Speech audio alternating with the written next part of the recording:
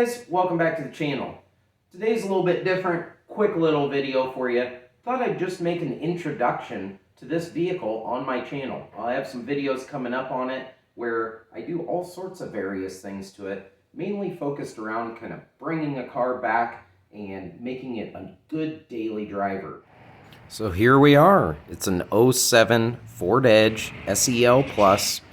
Yeah, it's got a few cosmetic issues, but nothing too major. No serious rust, nothing like that. The interior, well, as you can see, it definitely needs a good cleaning. So that'll probably be one of the upcoming videos, along with a lot of other interior things. Just a good detail, good clean down, good scrubbing. So all this thing really needs to be brought back to life. Overall, it's not in bad shape. It is higher miles, as you see there, and it does have some mechanical issues to go along with that, which again, we'll be addressing.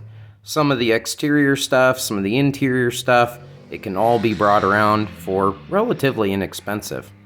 One of the cool features I thought on this thing is that it has the double sunroofs. Overall, pretty clean car.